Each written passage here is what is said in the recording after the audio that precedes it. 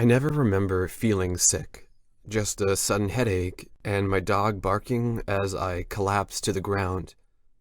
The world had vanished beneath my feet, and my consciousness was trapped in darkness, disconnected from my body. For what felt like an eternity, I floated through the emptiness of the void, uncaring and at peace. Then I heard a voice. He sounded stressed, speaking in a language I couldn't understand. To my uneducated mind, it sounded Russian, but for all I knew, it could have been Polish or Serbian. As I focused in on the strange words, I started to awake. I could feel vibrations all around me, accompanied by the sound of a running engine. It didn't take much more to realize we were in a car driving somewhere. "Where am I?" I groaned. Two men loomed above me, both wearing surgical masks. Despite their obscured faces, I could tell they were in shock from seeing me awake.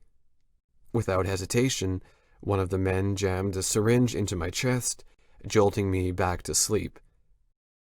Though heavily sedated, I could hear people talking. Eventually, the car stopped, and they brought me inside a cold, dry room. Then I felt a steel blade cut through my abdomen, digging into my flesh. It was an oddly warm, excruciating sensation. With that, I suddenly awoke. I winced in agony as I tried to get an idea of my surroundings. I was outside, face down in the mud. It had felt like an instant, but hours had gone by since I passed out. "Trenton Street," a sign said. I was lying on the ground, on the street, in my own neighborhood. "Help," I weakly called out. I pulled open my shirt and noticed a massive, surgical scar covering the majority of my belly. Just by pure luck, a neighbor arrived home and promptly called an ambulance. The doctors were baffled. Though I'd clearly undergone some kind of surgery, none could figure out its purpose. After a thorough examination and a scan, I was met by some nervous-looking physicians. "What happened to me?" I asked, horrified to know the answer. They explained that chunks of my internal organs had gone missing. The scan had revealed tiny holes throughout my entire abdomen. But despite the bizarre findings, my organ functions remained mostly intact. Against all odds, I was more or less fine. After a few days of tests and observation, I was sent home to rest. The police dropped by a couple times to ask questions, but I couldn't remember anything substantial. In the end, it felt more like a nightmare than reality. If not for the scar, I wouldn't have believed it. It wasn't until a month later before I suddenly took a turn for the worse. At first, it just tingled. Then it felt like something was moving inside my stomach. It bulged out, leaving me unable to eat or drink. I scheduled a doctor's appointment that was only 2 days away, but I couldn't wait. I basically crawled over next door and begged my neighbor to drive me to the hospital. As I rang the doorbell, I puked onto his doorstep.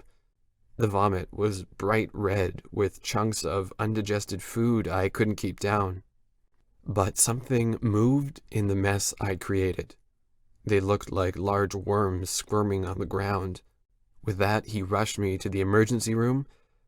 On the way, I noticed a bulge appearing on my arm. Just like the worms in my vomit, it squirmed around, digging its way under my skin. Before long, it burst out, falling onto my chest. Several other bulges appeared on my limbs and abdomen. I was delirious from the pain. Rather than being afraid, I just felt guilty about messing up my neighbor's car. We quickly reached the hospital. My neighbor grabbed me and basically carried me in through the front door. One of the worms bit him in the process, causing him to drop to the floor. Luckily, there were doctors and nurses there, ready to assist. They brought me inside and immediately prepared me for surgery. Unfortunately, it didn't take long before they realized I was a lost cause. Hundreds of worms had made their home inside my body cavities, feasting on my internal organs. It has been 5 hours since I arrived at the hospital. The doctors promised to keep me comfortable while I await my inevitable demise. Before the night ends, I'll be dead. Little is known about the worms that are eating my guts, but apparently I'm not the first victim. The first worm needs to be planted into someone, but each subsequent generation spreads through bites, injecting their larvae into the bloodstream. Because of their slow development, it's hard to diagnose infected individuals until it's too late. Hopefully they can contain the situation. After all, I haven't been around many people lately, only my neighbor as he drove me to the hospital. They didn't bite him, did they? I'm too tired to remember. It's getting hard to think. I guess this is it for me. If you get bitten, please seek help immediately.